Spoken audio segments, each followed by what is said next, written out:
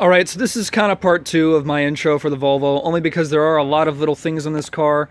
I wanted to avoid kind of what happened with the Nova's introduction, where I kind of told everything in one video, and you know, I do know some friends and family were kind of complaining that it was a very long video to get through.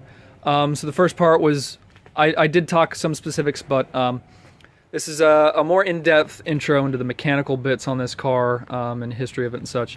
To start off, I did talk about the engine, pretty much everything that's done to that. Not much more to talk about. I did not mention the DSM blow-off valve, and it is set up as a recirculating setup, not atmospheric.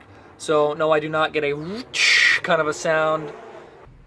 But it is a fun little sound. I'm hoping soon maybe to find a way to set up my GoPro in the engine bay here safely and really show you guys what that sounds like, because it is an awesome sound.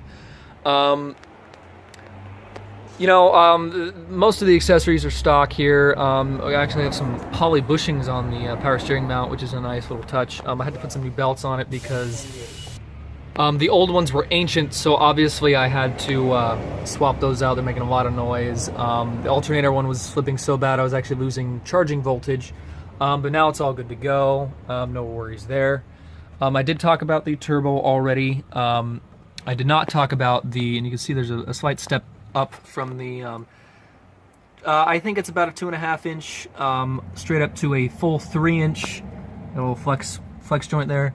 Full 3 inch all the way down the car, out to a MagnaFlow muffler, which makes it pretty quiet, I'm not gonna lie. Full 3 inch tip, just a pipe tip. I might play with this a little bit, might mock up what a slash tip looks like on there, a nice kind of 45-degree angle on that. Depending on how I do it, I think it could look cool, but I do also kind of like the way it looks here.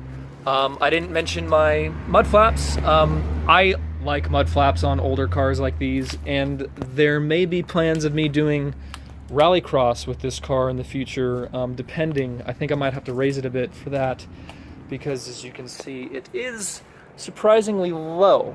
Hold on 1 minute. So, as you can see, there's not an insane amount of room down here, and you can see my front main leak going on here. But this is my fist. If I can get a little bit closer for y'all here. This is my fist, and there's maybe another finger and a half until I touch the subframe here. And I would like to get a little bit higher than that. I'm not really running into any issues in terms of lower control arm angle issues, which is what you will get if you lower a McPherson strut car like this too much, like my old Mustang was, and the arm starts pointing up, then you start running into camber curve issues, and that's not a good thing. You can see I have the wheels turned because I would like to show you guys an interesting piece of kit that Volvos are capable of. This piece, as you can see, bolts, with those 4 bolts there, bolts between the lower ball joint and the rest of the strut. You can see that I actually have 2 sets of steering arms here. The top one is the factory one. The lower one, with the 3 bolt holes, is made by a company called Planky. I cannot remember if it's Planky Engineering or what, but that's the name there. If you have a Volvo, check their stuff out if you've not heard of them before. They make a lot of cool stuff, just like Yoshi Fab. But these are their roll center adjusters, and basically when you lower a McPherson strut car, or especially with these Volvos, they start to run into different bump steer issues and such, and that's what this helps with. And the added bonus is that they added the capability of increasing the steering ratio. You can either have stock, and then I forget the percent reduction for the other 2 holes, but it is a significant amount, upwards of I think 30 or almost 40% reduction, which means that your steering becomes a lot quicker, and also your steering angle can also increase as well. 240s are known to have decent steering angle stock, but and right now the only limit is the fact that I do rub on the inside a little bit with these wheels and tires. You can see the offset comes fairly close to the strut. My new setup, which I'll show you in a minute, will come out much, much farther and will allow me to take full advantage of the angle that these parts can achieve. You can see just where it comes in there. Not a whole lot of room, but it butts right up in there. There we go. You can see where it's contacting. Basically, my new wheels and tires will come out another couple inches away from the strut and will allow me to maybe even take advantage of that inner bolt hole on the roll center adjusters. It basically becomes an angle kit, and it's pretty awesome. You know, it's a neat function of these parts. This is the early front end, like I mentioned in part 1 of the video, with 7-inch round sealed beam headlights. Some people don't like them. I adore them. I think they're really cool. I like the classic look. And you can get some pretty cool HID and halo headlight conversion setups for 7-inch headlights, and I like that. This is a factory GT lip, which I think is pretty awesome. I might add a slight little lip to the bottom here. I think a 940 or 960 lip can actually be attached on there pretty easily. One of the previous owners put a Hoonigan sticker on here. I think I'll leave it. You know, this car is a bit of a Hoonigan. Which brings me to the rear end of the car again. Kind of flip-flopping around. So this is a factory Volvo diff. And it was converted to a later style because of the, I mentioned the engine management is Bosch LH 2.4, and apparently that needs a vehicle speed sensor signal, which the original rear end would not have provided.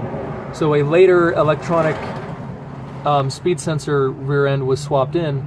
But it seems that the gearing is much taller than what would have come factory, and it seems to possibly have a form of an LSD, or a factory centrifugal locker was also available. Basically what it would do was act like a normal limited slip up until 25 miles an hour, and then it would open up and just become an open diff. Supposedly for safety issues. Obviously that causes issues with drifting at anything higher than 25 miles an hour. But this car definitely spins both tires together above 25 miles an hour, so it's either a different style of differential or a modified centrifugal diff. I have not been able to confirm, but hopefully we'll be able to do that in the future. Rear suspension wise, you can see more IPD springs and Coney yellows just like the front. And also, you can see right in here, there we go. I believe IPD upper torque rods, which I think are a bit adjustable as well. Poly bushings in there. This is a 5-link rear end, which is the upper torque arms like that, and this one right in front is the lower control arm. 2 on each side, they're parallel, and then to keep the rear end centered, we have the Panhard bar, also from IPD. Which you need to have adjustable if you're lowering the car at all, otherwise the angle will change too much and it will become almost useless. As you can see, it's almost level, or sorry, almost parallel with the ground, which is ideal at your ride height with the car on its ride weight and such. Good stuff. I might want to upgrade either bushings or something for the lower control arms, and there's a bit of a clunk that I need to investigate. But overall, I'm actually quite happy with how the rear end already reacts, and it should be strong enough for some initial mods in terms of putting the better transmission in it and turning the boost up and such. It should handle that pretty well. I mentioned my wheels and tires. Let me give you a sneak peek of that right now. Alright, so I got a lot of wheels here. I'll start off with these two right here. These are 16x8 Diamond Racing steel wheels. Obviously not in the best shape, but they don't have to be. I got these from my buddy Mason, and they are, as close as I can tell, a negative 12.7-ish offset, which is a 4-inch backspace.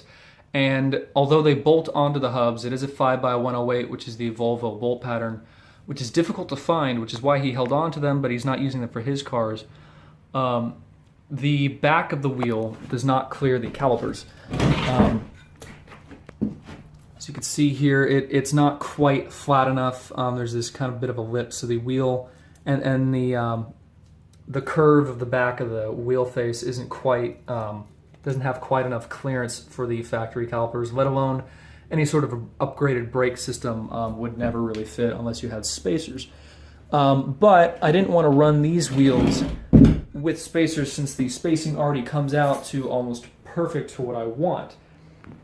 But Mason has assured me that these will fit on the rear, so I will be using them as drift spares of such, possibly as an emergency spare couple tires, because you saw in the earlier video footage, my front tires are bald. They are cording and getting to the dangerous point. The rear tires are fine though, so I'm going to swap the rears on the fronts and put these ones on the rear since they have some decent tires on there, and use those for a little bit until I can get my custom spacers coming in for these bad boys. This is a set of, and I apologize, I don't really hear many people pronounce them in person, but either Kosi or Kosai, maybe Kosi, K1 15x8 wheels. The bolt pattern is 5x120, so I will need adapters anyway, but also these are a 15x8, like I said, plus 22 offset. So although that would fit on the car actually decently well, if I wasn't trying to get a bit more angle and a more aggressive look out of the car, although they would fit otherwise, I do want to, like I said, get more out of the angle capability of those steering arms. So I ordered some 5x108 to 5x120 mil adapter slash spacers, whatever you want to call them, 35 millimeters thick. So that'll give me an identical back spacing to the diamond wheels, which I already test fitted them, like I said, and the spacing comes out awesome. It looks really nicely aggressive, and it fits very, very flush with the fenders. I might not have to roll them. We'll have to see, maybe just give it a little bit, but there is a lot of clearance, especially with some little bit wider tires. Well, not super wide tires, but just a little bit more than what these have on them currently. And these things are in awesome shape. They're almost the same color as the car, which would be interesting to see how that comes out when they're mounted up. I think they're going to look awesome. Super excited. These things weigh like nothing. Like literally, that's one finger. One finger with an 8-inch wheel, which is not small. Supposedly they only weigh like 15 pounds or something like that, which is pretty light. I'm excited. I got some tires ordered. We'll be picking them up next week, and these spacers will be in within a couple weeks, probably close to 2 weeks from today. A little bit less than 2 weeks from today. Not next week, but the week after. I'm hoping to be able to mount everything up and be ready to have a whole lot of fun. All right, so I figured I'd end it inside the car here so you get a little bit closer look at what I think is an awesome interior. It's very 80s in here. A lot of circles and squares going on, rectangles. I love these Volvo interiors, and this one's in pretty good shape. The dash is pretty straight. It's just a couple, splits in it. It's all right. It's a little bit dusty. I got to vacuum a couple things. I had to empty the map pocket. It's a long story. None of that stuff is mine. Got a little bit of a radio thing going on. I'm hoping to upgrade that eventually. Shifter is horrible. That's in gear. Quite a bit of movement in gear. So, pretty vague stock, old shifter, but that's all right. Like I said, I'm hoping to convert to a T5 in the future and then get a good shifter on that, and that'll eliminate all those issues more or less. And this is a later steering wheel. This car didn't originally come with an airbag. I'm not totally sure why this one was swapped in, but there's no point to it really. This car never had airbags. It doesn't have an airbag system in terms of having collision sensors and such. So it's this airbag doesn't work as it is, and it will never work on this car, so there's literally no difference in danger swapping out an airbag that doesn't work for a wheel that doesn't have an airbag at all. I got this from a coworker. This is a Volvo, sorry, that's a Volvo. This is a Momo Tuner. This is a 320 mil, I believe. I cannot remember the dish. I will look it up and put it right here, what the dish size is on this. This is the smaller diameter. Not much of a dish to it, just a slight offset basically from the mounting hub surface to the back of the wheel, which is good because I will be using a Momo adapter hub, which will probably space it out close to this distance as it is, plus a little bit of a quick release. So I don't want it super close to me, you know. I can always move my seat back a little bit, you know, to make up for that room, but I don't want to go crazy with it.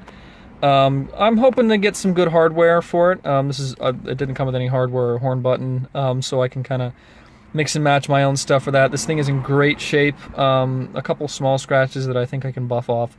The leather's in perfect shape. The leather and the stitching is there's no other word for it. There's no flaws. You know, maybe some fingerprints on it because I just grabbed it, but that is it. It's not bent or anything. I'm super excited for it. It's a little bit smaller than well, it's a decent size, you know, 1 or 2 sizes smaller than the wheel that's on it right now. That'll be a really fun addition to the car, and I'm hoping I can do some gauge upgrades. There is a wideband, an Innovate wideband, but I'm having a couple issues with it. I'm not sure if it's wired totally correctly because it tends to, you know, like right now, it should be on already, but it takes a long time to come on, and then it kind of blinks 7.4, 7.5 for a while before it really starts to work. But let you guys hear the engine a little bit.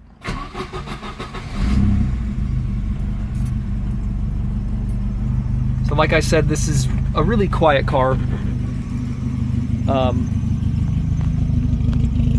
You know, it putts a little bit. It does have a cam, like I said. And they're old school engines, but they're tough. Pretty quiet.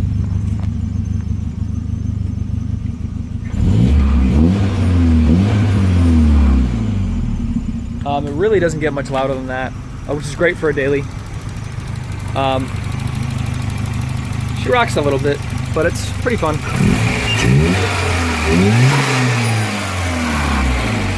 Hopefully that audio comes out okay. This car is a lot of fun, like I said, and I'm looking forward to doing a whole bunch of stuff. So, you know, stay tuned. Subscribe if you're not already. Follow me on Instagram. Follow my friends on Instagram. Like I've mentioned, I got a good group of friends that have been and will be helping me with my cars. And they all have some interesting cars themselves and do a lot of fun stuff with them. Yeah, so that's it for the more in-depth, you know, kind of part 2 intro of the car. Join me for the rest. Thanks for watching.